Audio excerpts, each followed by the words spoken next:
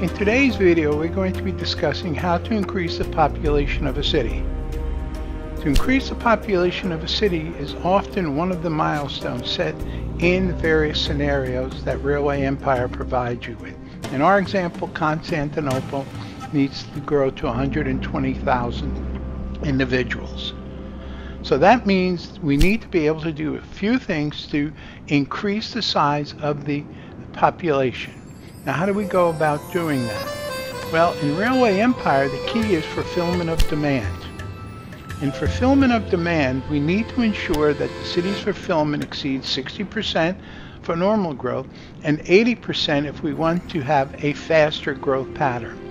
Now, what does that mean? That means we look at all of the goods and services that the city requires, and as you can see, there's a fulfillment percentage. We need to get these percentages to at least be 60%, if not 80%, and hopefully at 100%.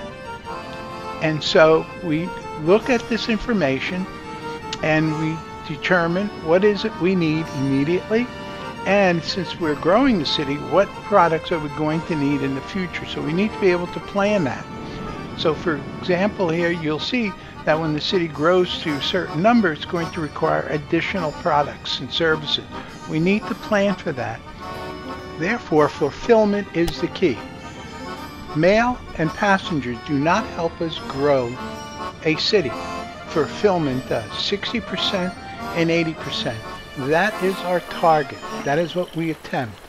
In addition to looking at the fulfillment, we have a number of buildings that help us through the span of growing, from an immigration office to a library to a university.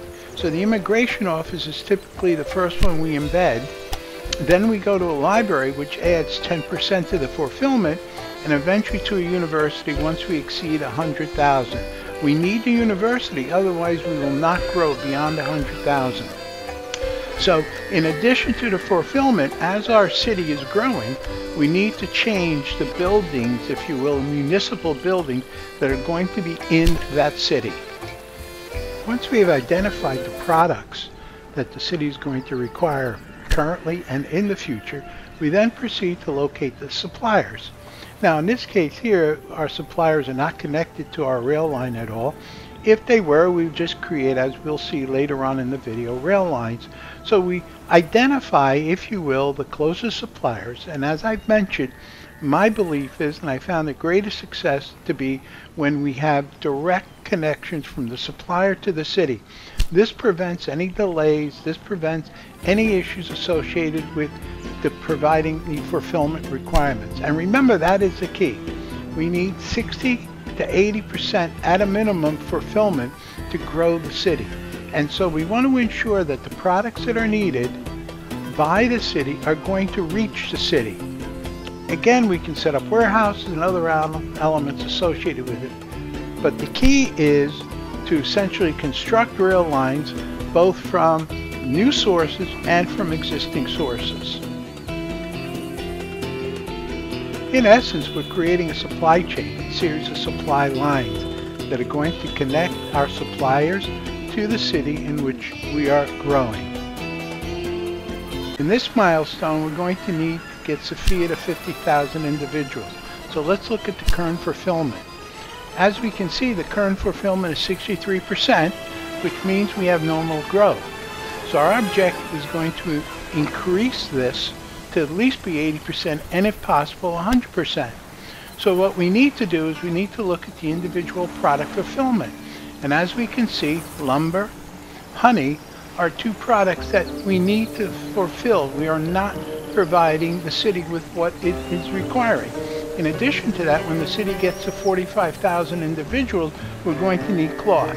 So the key is we need to find lumber, honey, and cloth to ensure that our city starts to grow and to make sure our fulfillment numbers are at least at 80%, if not higher. So our objective now is to find suppliers to fulfill demand.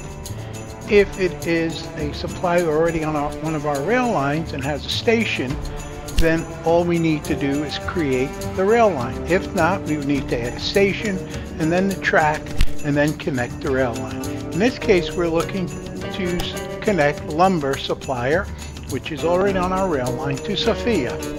And so what we're going to do is we're going to create a rail line, which means we need to add a locomotive.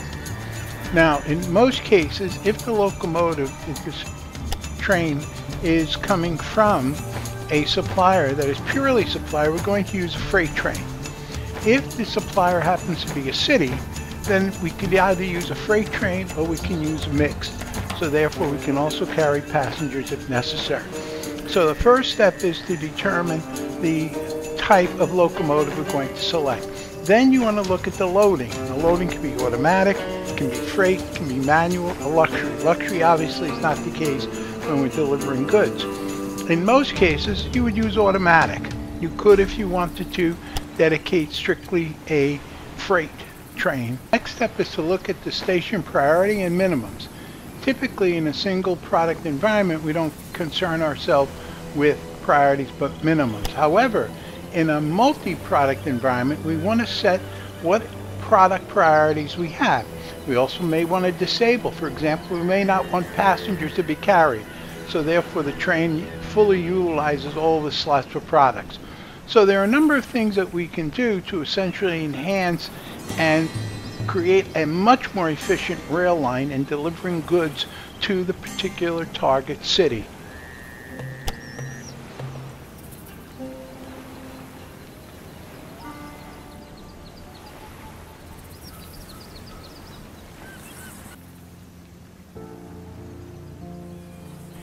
Once we have done that, our rail line is ready to operate, and as you can see, we're loading, in this case, lumber into our train and into our freight train, and it is then going to proceed to deliver the product to the specific city, in this case, Sophia.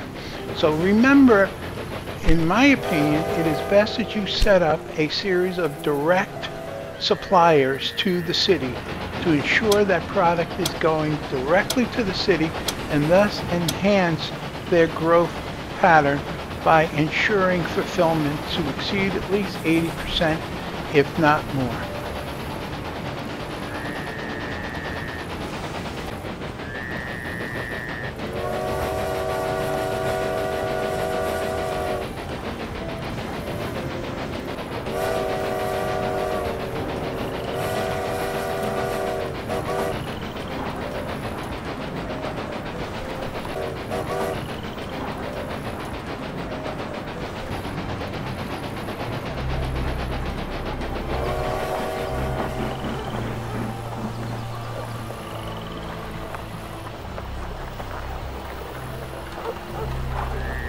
We repeat this process for the next product, in this case honey.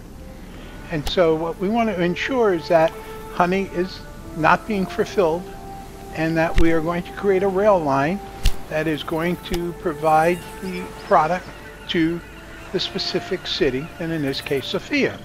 And again, we need to verify that honey is not being fulfilled to 60 or 80%, and so therefore we need to add an additional supplier to our city to provide them with this particular product. So we will search for various suppliers, and again, in this case, we find that our supplier is already on our rail line, and so what we're going to do is we're going to connect that supplier to Sophia in a process similar to what we did for lumber. Now we'll do this for each and every one of the products that we are providing to the city itself. And so we're going to create our rail line. Now, if the rail line doesn't exist, we would obviously have to create the station and then the track. In this case, all we need to do is create the rail line, which means we're then going to have to select the locomotive. We're going to have to select the loading process. We're then going to have to look at the priority and minimums for each and every one of the stops, exactly what we did with lumber. And you would proceed through this process for each and every one of the products that the city requires. So let's go ahead and select the locomotive. Since the supplier is a pure product supplier, we're going to use a freight locomotive in this case. We're also going to set the loading to be automatic, and then since again it is a single product supplier, we really don't have any priorities, but we do want to set the minimum to be 1. Our freight train is now loading honey. We also need to create a rail line for future demand, in this case cloth. Once Sophia reaches 45,000, it is going to have a demand for cloth. So we need to create a rail line for that particular product. And as we're going to see, that product is coming from a city. Since cloth is coming from a city, it has many other products it can also ship. So in this case, we may decide to use a mixed locomotive, which means you can carry both mail, passengers, and products. But it also is extremely important in this case to ensure that we either set a minimum of one, so that way if it's only cloth we're interested in shipping, the train doesn't leave the station until we have a demand, or we can leave it to zero, which means that passengers, mail, and other products can be transferred between the two cities. So the decision on what type of locomotive you're going to use, on what priorities you're going to set, depends upon what is available from the supplying city to the targeted city. Let's review.